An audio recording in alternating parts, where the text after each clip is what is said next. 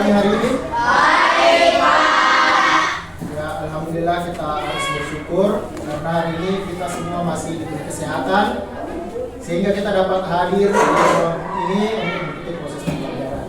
Jadi sebagai manusia ini kita perlu banyak bersyukur, ya.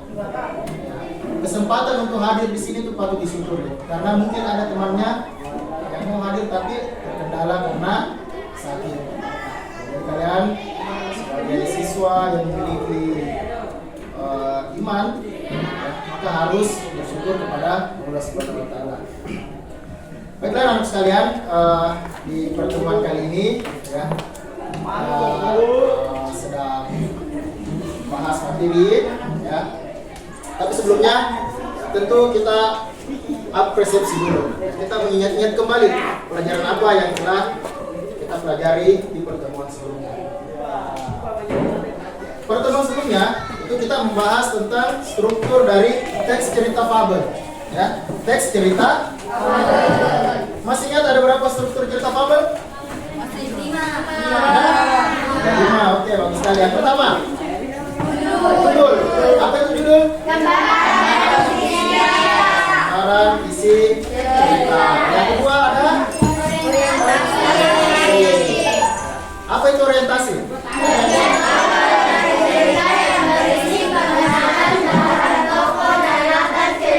Ya, betul sekali. Jadi orientasi ini adalah pengenalan awal. Sama dengan bahasa MOS. Ya, dulu ada bahasa MOS, masa orientasi siswa. Ya, artinya itu adalah pengenalan terhadap lingkungan sekolah. Jadi sama dengan itu. Ya, di teks fabel juga ada orientasi pengenalan terhadap tokoh. Jadi kenapa tokohnya? Siapa-siapa saja yang ada dalam cerita. Kemudian latarnya ya. Latar ada berapa? 3. Latar apa yang pertama? Suasana. Latar dalam cerita fabel ini ya, di bagian orientasi maka akan dikenalkan. Pertama tokoh, kedua latar, tempatnya di mana cerita berlangsung, kapan berlangsungnya cerita dan suasananya seperti apa.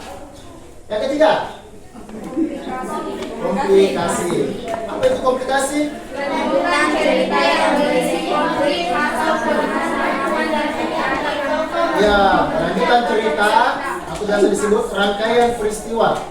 Nah, jadi cerita berlanjut ya setelah pengenalan, maka cerita berlanjut. Disinilah mulai konflik antar tokoh menuju sampai ke puncak cerita atau biasa disebut dengan klimaks. Ya, sampai ke klimaks. Berikutnya, yang keempat, yang kelima. Yang keempat, resolusi. Apa itu resolusi? Ya, jadi ya, setelah komplikasi, setelah ada masalah yang terjadi antar tokoh, maka selalu ada pemecahan masalah, selalu ada solusi yang disampaikan. Dan yang terakhir ada udah boleh ada, boleh tidak. Kode ini boleh ada, boleh tidak. Artinya ya tergantung dari penulis apakah mau dimasukkan kode atau tidak. Jadi kode ini adalah apa kode? Coba dibacakan. Isinya.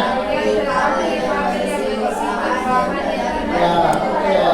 Bagian akhir dari fabel yang berisi perubahan tokoh. Misalkan tokoh awalnya jahat, dia akan menyadari perbuatannya dan berubah menjadi baik. Atau biasa juga disampaikan secara tersurat pesan moral dari cerita tersebut. Ya, itu ada di bagian koda. Tapi ini boleh ada, boleh. Nah, itu dia apresiasi kita, pembelajaran kita yang kemarin. Sekarang kita akan masuk ke materi selanjutnya tentang unsur atau ciri kebahasaan fabel. Unsur atau ciri kebahasaan fabel. Bawa buku paletnya semua? Bawa. Ya, saya akan menjelaskan sedikit, lalu nanti kita bersama-sama mendiskusikan apa saja dari unsur-unsur tersebut. Coba kalian buka buku paket halaman 223. Ya. Sambil saya mencari materi di. Jadi kalau kita berbicara tentang ciri kebahasaan, ya berarti ini adalah masih ingat apa itu ciri? Ciri-ciri. Ciri-ciri ini adalah tanda-tanda yang dimiliki oleh setiap objek. Jadi setiap objek itu pasti punya ciri-ciri. Mengapa kita mesti mempelajari ciri-ciri? Ya, karena ciri-ciri ini digunakan untuk membedakan antara objek satu dengan objek yang lain. Ya. Jadi sama dengan kalian punya ciri-ciri.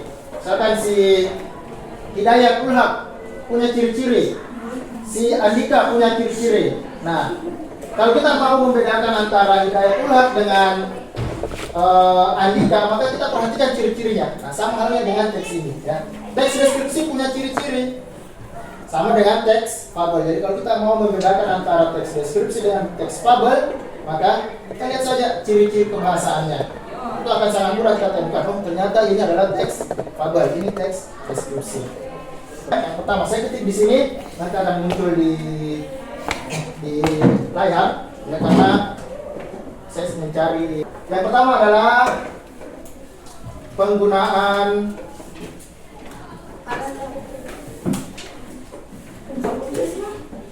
unsur ya, atau ciri kebahasaan. Yang pertama adalah penggunaan kata sifat. Ya, yang pertama adalah kelihatan ya, penggunaan kata sifat. Penggunaan kata sifat. Ada yang tahu apa itu kata sifat? Apa itu kata sifat? Yang mengatakan Watak. Ya, kata sifat adalah kata yang menunjukkan sifat atau keadaan sesuatu. Keadaan sesuatu. Kata sifat adalah kata yang menunjukkan sifat atau keadaan sesuatu. Ya. Ada yang bisa memberikan contoh kata sifat? Angkat tangannya satu orang. Kata sifat. Apa biasa kata sifat? Coba kalian, satu orang. Ada yang bisa menyebutkan kata sifat satu saja. Dia sering kita gunakan dalam ya, dan sebagainya. Nah, kata sifat ini ternyata ada jenis-jenisnya. Bisa kita bedakan, ya. Terbagi menjadi 5 jenis kata sifat. Ya, 5 jenis kata sifat. Oke, saya tuliskan di sini supaya kalian bisa memahami. Saksikan penampilan fisik. Seperti yang saya sebutkan, gagah. Apa penampilan fisik kita? Cantik, gemuk, kurus, tinggi, pendek, dan seterusnya. Ya. Jadi saya kasih contoh di sini. Ada kata sifat yang mendeskripsikan kepribadian. Ya. Kata sifat yang mendeskripsikan kepribadian. Yang bisa memberikan contoh? Kata sifat yang mendeskripsikan kepribadian. sopan. Sopan. Apa Pak? Kata sifat yang mendeskripsikan kepribadian. Apalagi? Baik. Baik, bagus sekali. Baik hati dan tidak sombong. Takut. Rendah hati, penakut. Apalagi? Ya, rajin, malas, serakah, angkuh, itu semua bentuk kepribadian. Ini kata sifat. Dermawan, rendah hati, penyayang, pengasih, dan sebagainya. Ya, jadi tulis di sini contohnya adalah tadi baik, rajin, malas. Apalagi kepribadianmu yang ada pada dirimu biasa.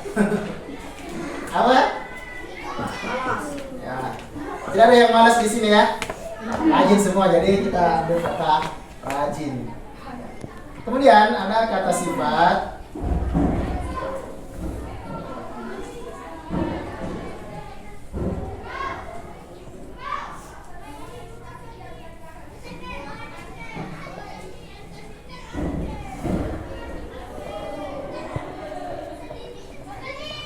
besar, kecil, sempit.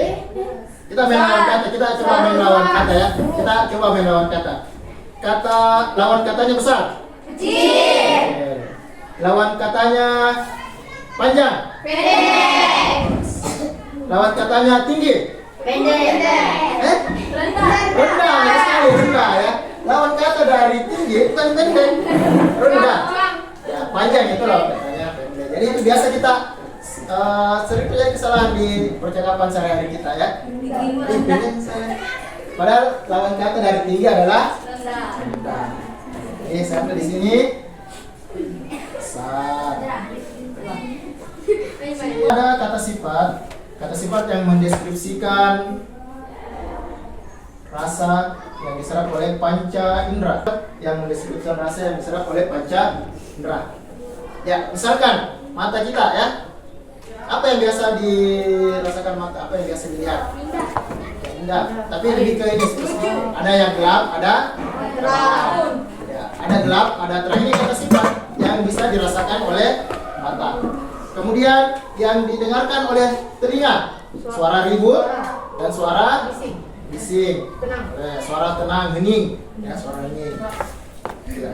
Kata sifat yang dideskripsikan oleh indera perasa kita, oleh lidah. Makanan. Ya, apa? Pahit. Semua kata sifat. Manis, asin, pedas. Ya. Kata sifat yang diserap oleh penciuman, indera penciuman kita. Harum, sama busuk. Harum sama bukan bau, busuk ya. Kemudian yang dirasakan oleh kulit kita. Kasar, halus, dingin, panas. Ya. Nah ini dia kata sifat yang dirasakan oleh panca indera. Jadi saya tulis contohnya di sini. Kata sifat yang mendeskripsikan warna. Kata sifat yang mendeskripsikan warna. Kuning, hijau, tapi di luar negeri itu banyak warna. Ya, banyak sekali. Sampai ratusan mungkin. Ya, karena hijau itu bisa terbagi-bagi menjadi beberapa. Dan di luar itu namanya berbeda. Kita hijau semua, satu rata hijau. Ya, sama juga kalau misalkan warna coklat. Ya, coklat itu kita di sini selain coklat warna, coklat juga itu buah atau makanan. Kalau luar negeri beda.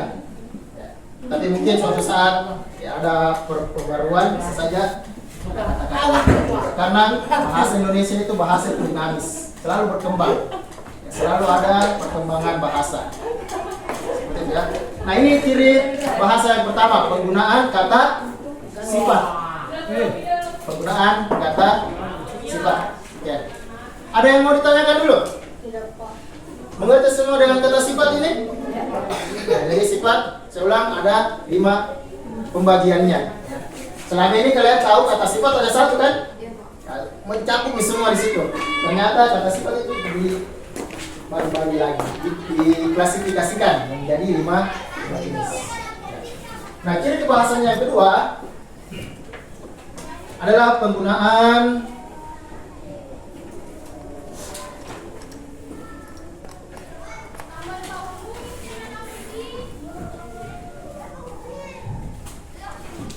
biasanya sih kita gunakan untuk toko-toko yang biasa kita sebut rakyat jelata. Kalau sam, ya, tentu derajatnya lebih tinggi, biasanya raja. Ya. Kalau dalam teks fabel, si ini biasanya hewan-hewan kecil, si kancil, si rusa. Kalau kata sam, biasanya si sam singa, sam harimau, yang memiliki karakter lebih powerful, lebih kuat. Jadi nanti kita buktikan ya, kita buktikan di teks apakah memang sering kita temukan kata sandang ini. Kata sandang, si dan sam. Ini ciri bahasa yang kedua. Yang ketiga adalah penggunaan kata bersinonim. Kita paham Rahmat? Ya, jadi tadi Rahmat sudah 2 kata ciri bahasa yang kita pelajari. Yang pertama ada penggunaan kata apa yang pertama? Kata sifat. Yang kedua, kata sandang. Kata sandang Rahmat bukan kata sedang. Kata sandang si dan sang. Jadi sandang ini adalah gelar. Ya, berikutnya adalah penggunaan kata bersinonim dan antonim. Nah, ini kata bersinonim dan antonim tujuannya supaya dalam cerita itu memiliki makna emosi yang lebih kuat. Ya, makna emosi yang lebih kuat. Saya beri contoh ya. Saya beri contoh. Dalam cerita-cerita biasanya kita bukan makna emosi yang lebih kuat. Seperti itu ya. Jadi penggunaan kalimat langsung dijelaskan. Nanti kita ambil di detailnya ya. Kalimat langsung ini adalah kalimat yang dipetik langsung dari ucapan seseorang. Jadi ini 5 orang, 4 orang, di sini juga nanti 5 orang. Karena tempat kita modelnya seperti ini mungkin kurang efektif, kurang bakat. Saya mau ya, kita menjadi apa namanya ya, guru, bukan guru,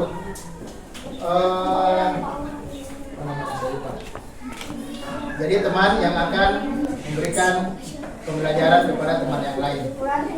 Teman sejawat ya, pembelajaran teman sejawat, saya lupa. Pembelajaran teman sejawat. Jadi masing-masing semua nanti akan membahas materi, ya, kemudian akan menjelaskan kepada temannya. Pembelajaran teman sejawat. Oke. Sekarang coba kalian buka buku paketnya supaya bisa jadi referensi kalian di halaman 228. Pengertian dan ciri kalimat langsung. Jadi saya bagi dua ya. Kelompok di sini, kelompok 1 dan kelompok 2 itu kalimat langsung. Kelompok 3 dan kelompok 4 kalimat tidak langsung. Ya. Oke ya. Kalian harus mendiskusikan tentang pengertian dan ciri-ciri kalimat langsung. Diskusikan itu. Ya. Pengertian dan ciri-ciri kalimat langsung. Kelompok 2 ya, kalian akan mendiskusikan cara penulisan kalimat langsung. Kalimat langsung ya. Kelompok sini ya, kelompok 3 ya, akan menjelaskan tentang penulisan kata seru. Penulisan kata seru dalam kalimat langsung. Di sini ya, kalian akan mengubah kalimat langsung menjadi kalimat tidak langsung. Karena di situ ya. Mengubah kalimat langsung menjadi tidak langsung. Silakan kalian diskusikan. Setelah sebentar selesai, masing-masing semua sudah menjelaskan materinya, maka nanti saya akan gabungkan dalam kelompok 2 kelompok besar. Untuk kita saling berdiskusi. Seperti itu. Saya beri waktu untuk mendiskusikan materi yang kalian dapati. Ya, mulai materi yang kalian dapat di situ sudah ada semua ya, sudah ada di bukunya. Sisa kalian kembangkan, diskusikan. Tentang cara membuat kalimat langsung. Saling sharing pendapat. Oh ternyata kalimat langsung ini caranya. Saling mengajarkan. Ya. Diskusikan, manfaatkan diskusi. Harus aktif.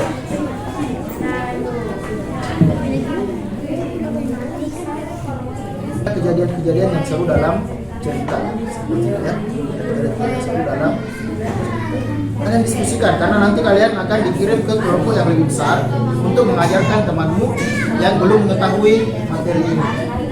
Akan ada semua materi yang dapat cepat. Nanti saya kirim kamu untuk mengajar temanmu yang belum mengetahui tentang penggunaan penulisan kata seru.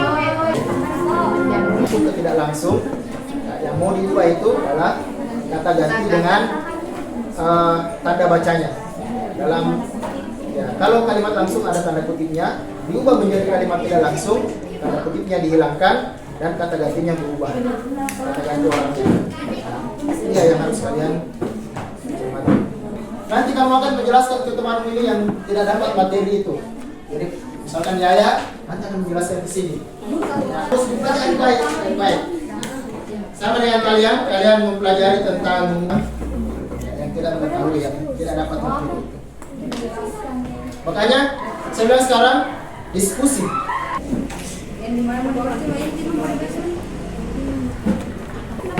Tanyakan, coba tanyakan. Kan ada kalimat langsung adalah ini. Ciri-cirinya ya ada intonasi ini, penggunaan kata kutip. Ini namanya pembelajaran teman. Ada di sini. Ciri-ciri kalimat tidak langsung. Makanya baca lalu diskusikan. Itu harus aktif semua, harus aktif. Seperti ini. Saya tambah.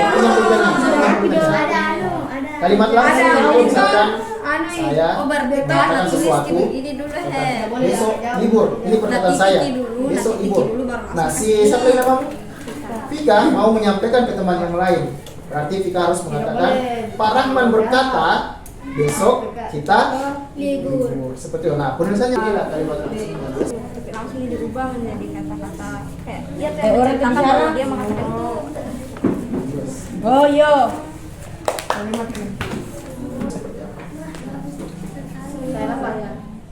Tidak. Caranya itu Fadil mengatakan bahwa dia ya. Jadi kata saya diubah menjadi kata dia. Ya, ada di situ rumusnya ya. Iya. Jadi kalau kalimat tidak langsung itu adalah memberitakan. Di situ rumusnya. Kata saya berubah menjadi dia. Kata kamu berubah menjadi saya. Pokoknya ada kalian harus itu yang harus kalian jelaskan bersama-sama. Nah, setelah kalian tadi mendiskusikan materi yang kalian dapat semua, kalian sudah menjadi sekarang kelompok ahli, ya. Namanya ini kalian sekarang kelompok ahli. Ahli dalam bidang-bidang tertentu. Misalkan ini ahli pengertian dan ciri. Yang di sini ahli tentang apa tadi? Cara penulisannya kalimat langsung. Yang di belakang sana ahli tentang kalimat seru. Jadi saya ulang ya. Ini mungkin agak gaduh, agak ribut karena nanti masing-masing akan menjelaskan. Tapi tidak apa-apa, kalian harus fokus dengan jelasnya. Oke. Silakan saya tunjuk langsung saja ya. Saya tunjuk langsung. Ya.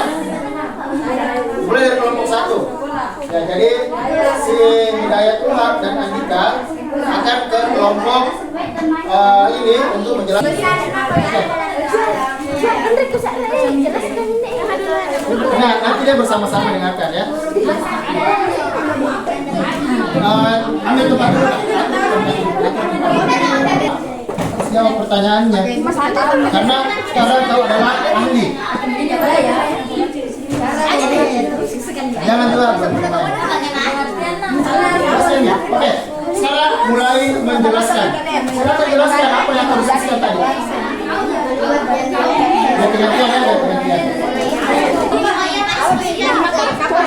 Ya, sampaikan materinya supaya kalian tahu.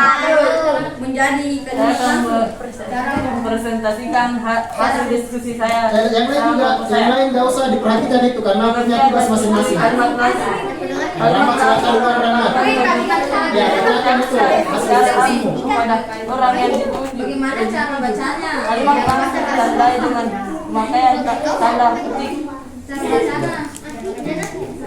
Ciri-ciri kalimat langsung. Kalian dengarkan ya. Kalau perlu kalian tulis apa yang dijelaskan di sini. A menggunakan tanda petik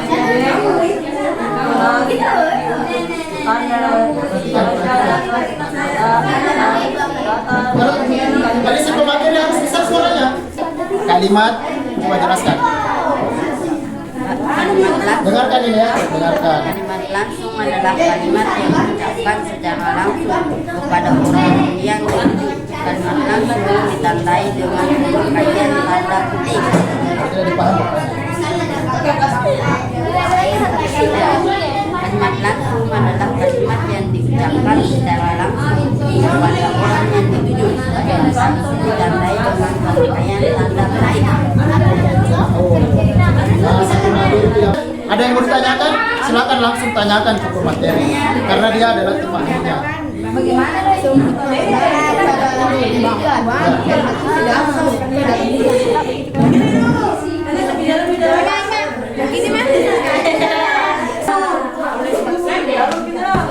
Oke. Gimana caranya? Sudah. Sudah paham tentang pengertian kalimat langsung? Apa? Apa pengertian kalimat langsung? Oke, bagus. Kalian dapat dari kelompok 1 itu harus kalian ingat. Kalian harus ingat. Nah, nanti ada kelompok 2. Nanti kelompok 2, ingatkan dulu. Nanti kelompok 2 datang lagi ke kelompok kalian. Begitupun kelompok 3 dan kelompok 4. Nanti di akhir pembelajaran kita akan rangkum sehingga kalian akan memahami secara keseluruhan mat langsung dan tidak langsung ya. Oke? Sekarang kelompok oke. Sendiri ya. Ini kalau sini bisa dengan Anissa perhatikan yang menjelaskan supaya nanti semua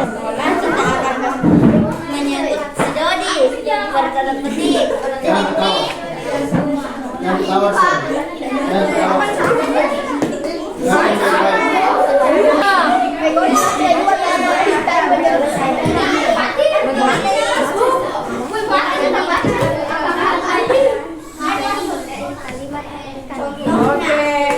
Oke,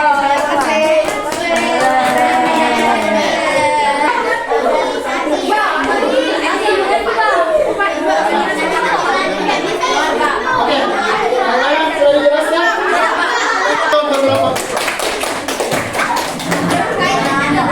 Ya, jadi kelompok 2 juga sudah menjelaskan kalian materi yang sudah dia dapati. Ya. Jadi nanti kita akan rangkum ya sekali lagi di akhir pembelajaran kita akan rangkum. Ya. Sekarang saya beri kesempatan kelompok 3, kesempatan untuk kelompok 3 untuk menjelaskan hasil diskusinya. Ya. Ini 2 orang ke sini. Ya. Oh ya tadi ya, sama Nisa silakan ke sini.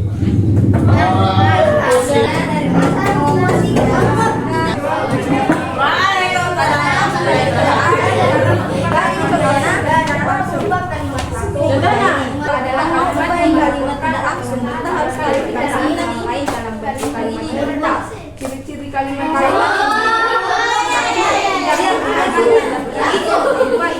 membayar sudah membaca lagi jika terdapat pedoman dari orang. Ya. Apa bedanya nih? Jadi dia terus atau itu kalau kata ganti orang kedua tentunya tidak ada tanda kutip apa dia cara saya ini maafkan aku dia yang kedua tapi berkata kepada bahwa tapi di sini kalau kita mau ubah jadi kalimat tidak langsung kita ubah dengan Cici meminta maaf kepada teman-temannya dan mengaku salah akan perbuatannya.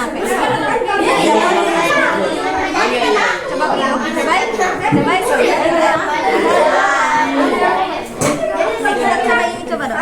Dulu aku berkata dengan hujan. Coba tidak langsung. Sini mana ada kertas?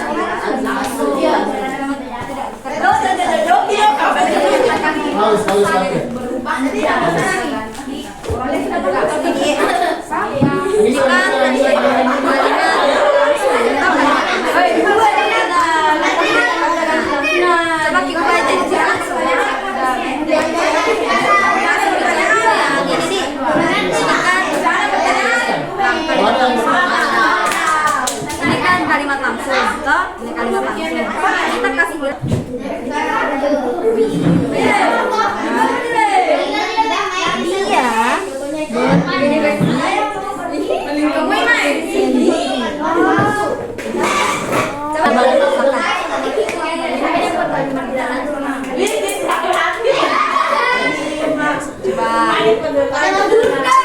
Oke, sudah semua dijelaskan?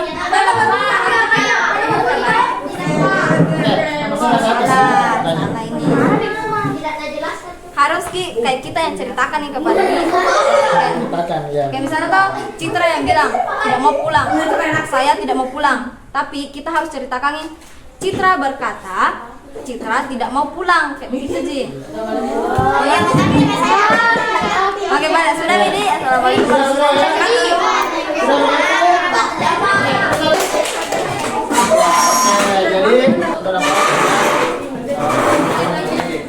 Jadi sekarang kelompok terakhir.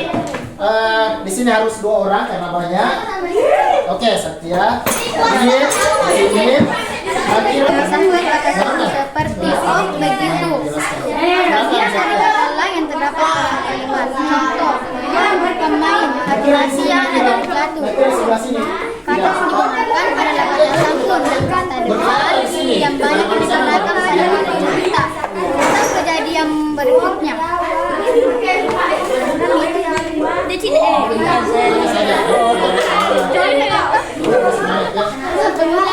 banyak ada kata-kata.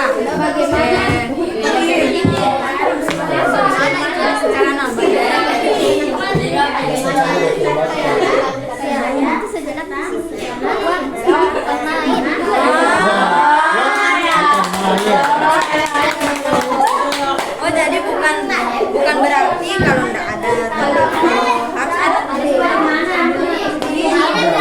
Oh, ya oke.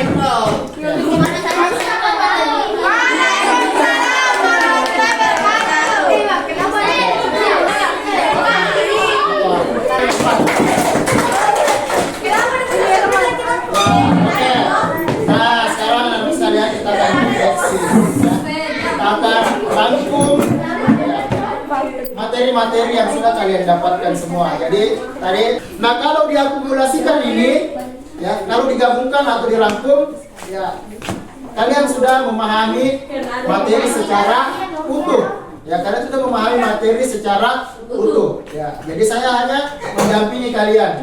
Ya, jadi saya mengapresiasi, ya karena kalian sudah bisa tampil menjadi guru bagi teman sejawat kalian. Luar biasa. Tepuk tangan untuk semuanya. Namun ya kita harus ada evaluasinya. Kita harus tahu sejauh mana pemahaman kalian, ya. Jadi bukan hanya sekadar menjelaskan, setelah menjelaskan sudah selesai. Tidak. Kita harus ada asesmennya atau ada penugasannya supaya bisa diuji memang apakah betul-betul memahami materi yang dijelaskan temannya atau tidak. Seperti itu ya. Nah, sebelumnya ada yang bisa merangkum. Ya, saya mau satu orang merangkum. Coba Risma saja. Rangkum saja secara singkat Risma. Ya. Mulai dari pengertiannya. Ringkas saja, ringkas. Apa pengertiannya? Oke, silakan. Pengertian saya dengan ciri-cirinya. Nah, dulu. Sama yang dijelaskan tadi ya, sama yang dijelaskan. Oke, kita dengarkan dulu rangkuman yang akan dijelaskan oleh Andi Madari. Dengarkan semua. Assalamualaikum warahmatullahi wabarakatuh. Waalaikumsalam warahmatullahi wabarakatuh. Saya akan merangkum pembelajaran kita hari ini. Yang pertama, pengertian dan ciri kalimat langsung. Kalimat langsung adalah kalimat yang diucapkan secara langsung kepada orang yang dituju. Ciri-cirinya adalah menggunakan tanda petik. Kedua, intonasi tinggi untuk tanda tanya, datar untuk kalimat berita, dan tanda seru bila bukan dengan intonasi perintah. Ketiga, kata ganti yang orang pertama dan orang kedua. Di sini teman-teman menjelaskannya dengan sangat baik. Yang kedua, cara mengganti kalimat langsung menjadi tidak langsung maupun sebaliknya. Hal ini berbeda dengan yang pertama.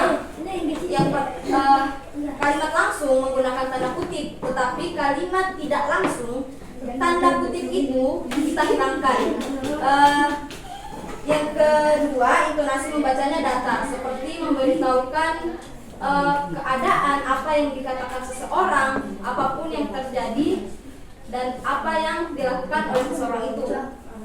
Yang ketiga, terdapat perubahan kata ganti orang. Yang sebenarnya saya menjadi dia, yang sebenarnya dia menjadi mereka. Seperti itu.